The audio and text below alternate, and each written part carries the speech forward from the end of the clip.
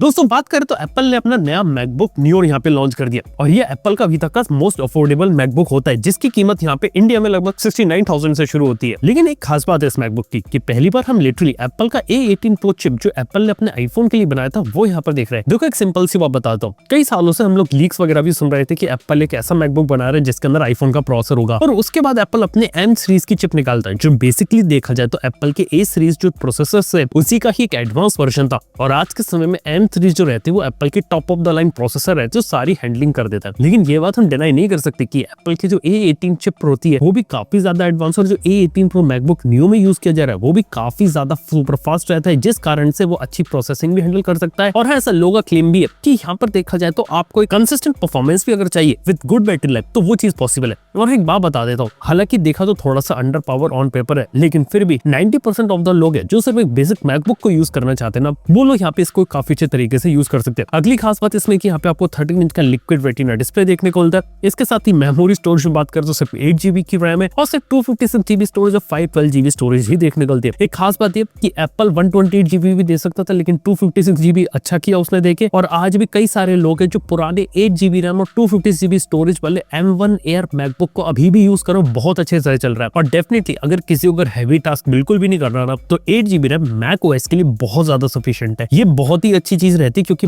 Apple ने अपने Mac OS को बहुत हेवीली ऑप्टिमाइज किया है। इसके अलावा अब 216 आवर्स की बैटरी लाइफ प्रॉमिस करिए, 1080p का वेबकैम प्रॉमिस कर रहे हैं यहाँ पे लोग, वाईफाई 6E है, ब्लूटूथ 6.0, हेडफोन जैक और 2 USB टाइप सी पोर्ट है। और ऑन देखा है तो 13 इंच का एक अच्छा ऑल्टरनेटिव लगता है उन लोगों के लिए जो मैकबुक एयर से अफोर्डेबल वर्जन यहाँ पर देख रहे थे। लेकिन खास बात यहाँ पे कुछ कमियां भी जुटी है, जैसे अगर 2 USB पोर्ट के बारे में बात करें तो इसमें से सिर्फ एक USB 3 एक USB 2 है। चार्जिंग की बात करें तो यहाँ पे सिर्फ आपको 20 वॉट की चार्जिंग देखने को मिलती है। ये सबसे ज्यादा स्लोएस्ट चार्जिंग होती है लैपटॉप की कैटेगरी में। इवन खुद मैकबुक एयर में भी आपको 30 वॉट और जो प्रीमियम मैकबुक्स आते हैं उनके अंदर आपको अप टू 140 वॉट मिलती है, तो उसके हिसाब से तो बहुत ही ज्यादा कम है। इसके साथ ही बात की जाए तो जो टच आईडी जो लगभग आपको सभी मैकबुक्स में देखने को मिलता है, यहाँ पे बेस मॉडल जो होता है 256 GB का उसमें मिसिंग है और जो 512 GB वाला मॉडल आएगा उसके अंदर टच आईडी देखने को मिलेगा। तो देखा तो यहाँ पे कुछ कमियां जुड़ी हुई है और देखा तो ऑब्वियसली A18 प्रो यहाँ पे अच्छी है। लेकिन अगर आप लोग ये सोच रहे हो कि उस पर अगर आप एक हैवी वर्कलोड कर लोगे और हैवी 4K वीडियो एडिटिंग कर लोगे तो शायद थोड़ा सा आपको सावधान होने की जरूरत है, क्योंकि सच बताओ मैकबुक नियो यहाँ पे बहुत सोच समझ के बनाई है और एप्पल वालों ने बहुत सही तरीके से प्लेस किया।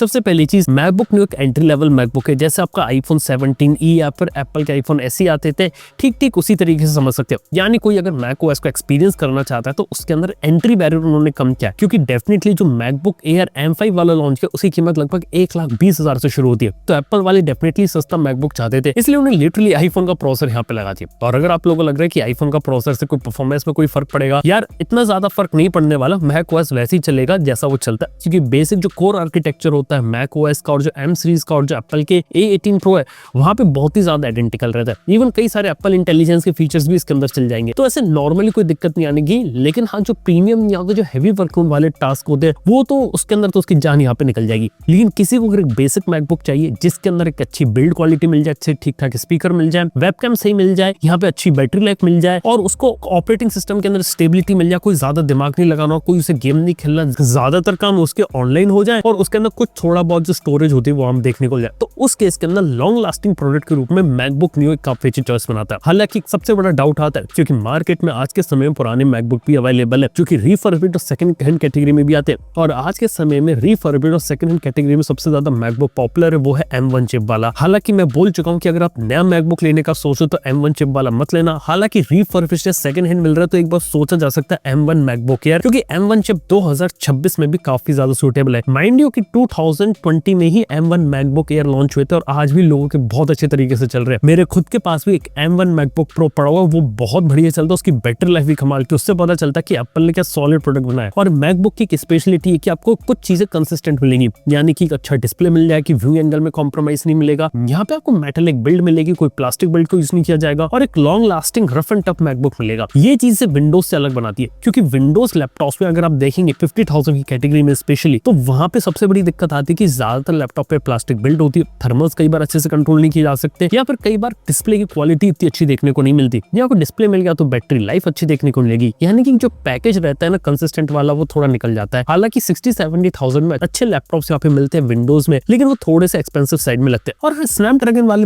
लैपटॉप्स के बारे में अगर हम लोग बात करें जो यहाँ पे मार्केट में आपको देखने को मिल रहे थे, तो फोन के बारे में यहाँ पर आपको एक बात बता देता, वहाँ पे आपको कंपेटिबिलिटी के इश्यूज मिलते, लेकिन वहाँ पे बैटरी लाइफ अगर अच्छी देखने को मिलती है। तो देखा तो जो स्नैपड्रैगन ने जो लैपटॉप इंट्रोड्यूस करे थे, उनको मैकबुक न्यू यहाँ पे काफी ज्यादा एक अच्छी हानि पहुंचा सकता है। इसके साथ ही बात करें तो जो पुराने मैकबुक अगर आप देख रहे हैं, तो उनके अंदर अगर मैकबुक न्यू से बेटर ऑप्शंस के बारे में बात करें तो M3 MacBook Air, M4 MacBook air बहुत अच्छे ऑप्शंस बनाते हैं, जो अंडर 1 लाख आज के समय में फ्लिपकार्ट और अमेजन पे अवेलेबल है। वीडियो में टैग कर दिया है ताकि अगर किसी को लेना है तो बेटर वैल्यू बनाते। लेकिन आपको ये बात ध्यान रखनी है कि एप्पल वाले धीरे धीरे इनका प्रोडक्शन खत्म करेंगे, क्योंकि यहाँ पे मार्केट में चिप्स और रैम काफी ज्यादा कम पड़ रही है उनके लिए, और इवन इतनी ज्यादा दिक्कत आ रही है कि उन्होंने जो स्टोरेज भी नए मैकबुक के अंदर अनाउंस करी है, स्पेशली मैकबुक एयर में वो 512 GB कर दिए और मैकबुक प्रो में 1 TB स्टोरेज यहाँ पे लेकर आ रहे हैं। तो आप समझ सकते हैं कि यहाँ पे वो लोग सिर्फ हायर एंड मॉडल्स के ऊपर ज्यादा फोकस कर रहे हैं, लो एंड वाले जो मॉडल्स आते थे ना उनको यहाँ पे खत्म कर रहे हैं। तो डेफिनेटली अगर मार्केट में जब तक आपको M3 MacBook Air, M4 MacBook Air मिल रहा है, जो बहुत अच्छी डील बनाता है, आप उसे ले सकते हो। लेकिन एक बार वो आउट ऑफ स्टॉक हो गए तो सिर्फ मैकबुक न्यू एक अच्छी चॉइस बनाता है।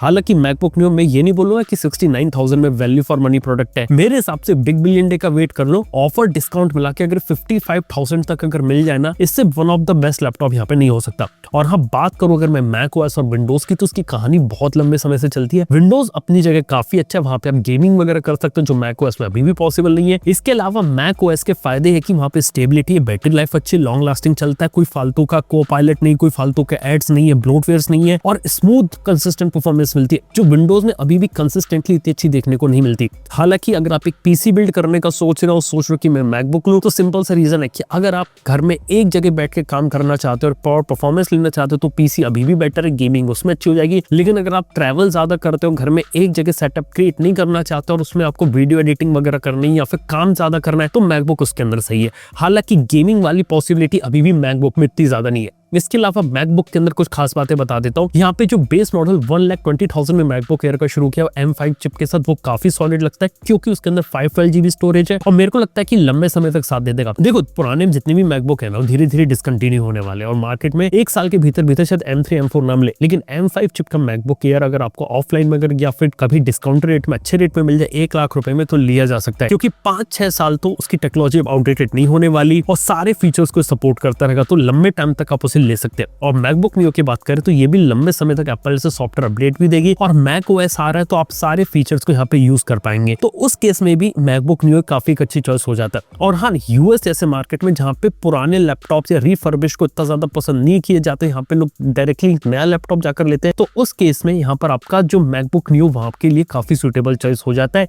इंडिया में डिपेंड करता है, क्योंकि यहाँ पे पुराने वाले थोड़े अवेलेबल, लेकिन वो कब तक अवेलेबल है ये एक सवाल रहेगा। इसके अलावा बात की जाए तो एप्पल ने अपने जो मैकबुक प्रोज होते हैं उनको भी अपग्रेड किया, 14 इंच के मॉडल को भी, 16 इंच के मॉडल को भी। हालांकि मैं बता चुका हूँ, मैकबुक प्रो की खास बात ये रहती है कि वहां पर आपको एक बेटर डिस्प्ले मिलता है, कनेक्टिविटी के पोर्ट्स अच्छे मिलते हैं, स्पीकर्स की क्वालिटी अच्छी देखने को मिल जाती है, माइक्स भी अच्छे देखने को मिल जाते हैं, यानी कि सारी चीजें प्रोफेशनल ग्रेड की मिलती है। लेकिन ये बात भी फैक्ट है कि 90% लोगों को मैकबुक प्रोज की जरूरत नहीं है, क्योंकि M5 प्रो चिप जब इंट्रोड्यूस हो जाते हैं और M5 मैक्स आ जाती है ना, ये इतनी ज्यादा एडवांस चिप है कि लोगों को लिटरली इसकी जरूरत नहीं है। M5 मैक्स उन लोगों के लिए बनाई गई है जिनको बिल्कुल ही टोटली प्रोफेशनल लेवल का काम करना है, हैवी वीडियो एडिटिंग, फाइल्स को हैंडल करना है, रेंडरिंग करनी है, बहुत सारी चीजें करनी है, या फिर कोई AI मॉडल रन करना है। इन केसेस के अंदर M5 मैक्स बहुत अच्छी चीज है और लिटरली 95% लोग इसका यूज उतना ज्यादा नहीं करने वाले।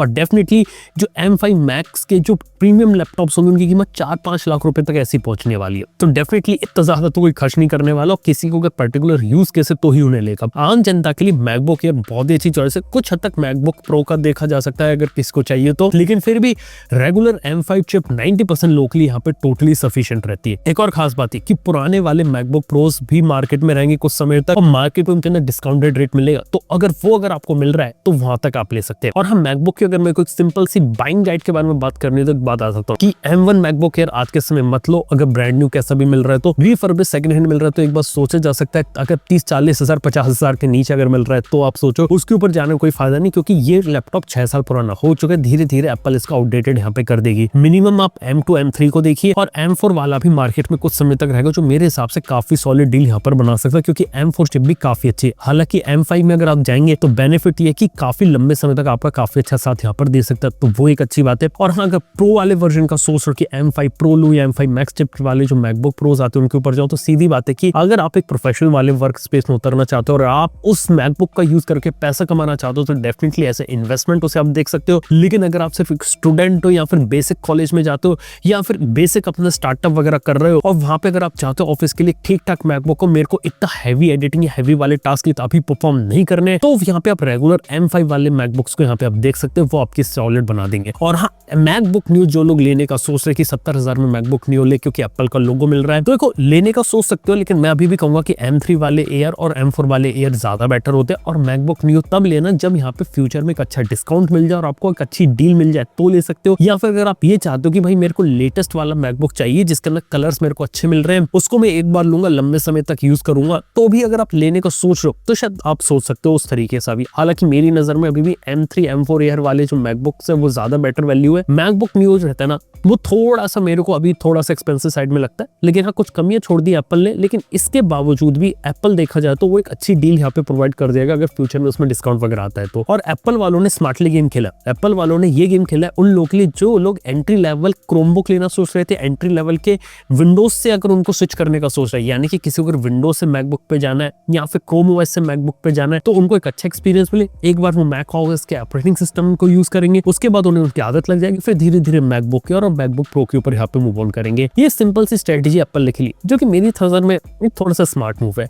हालांकि एप्पल बीइंग एप्पल ये महंगा है, थोड़ा सा एक्सपेंसिव साइड में रहेगा, और डेफिनेटली मैं आपको अभी भी बोल रहा हूँ गेम खेलने के लिए अगर आप मैकबुक लेने का सोच रहे हो, आप बहुत बड़ी गलती करो। मैकबुक गेम खेलने के लिए बिल्कुल नहीं बने हैं, कभी मत लेना मैकबुक गेम खेलने के लिए। पीसी जाकर बना लो, वो एक अच्छी चीज है। हालांकि अगर आपको प्रोफेशनल वर्क करना है, कुछ इंटरेस्टिंग काम करना है, या फिर एक अच्छे स्मूथ स्टेबल ऑपरेटिंग सिस्टम को यूज करना है जिसके अंदर फालतू की एआई फीचर्स नहीं हो और ब्लोटवेयर नहीं हो और अपडेट आने के बाद क्रैश होने का, ड्राइवर के जाने का डर ना लगा रहे आपको, तो आप अपने मैकबुक के ऊपर यहाँ पे जा सकते हो। तो दोस्तों यार, ये होती है कहानी मैकबुक के बारे में, मैकबुक नियो के बारे में बताया, सभी मैकबुक्स के बारे में बात करी मैंने। आप लोग कौन से मैकबुक लेने का प्रेफरेंस कर रहे हो, ये बात नीचे मुझे कमेंट में बता सकते हैं। थैंक यू बने रहने के लिए। मैं आप सुनता हूँ अपने नेक्स्ट वीडियो के अंदर। Good bye.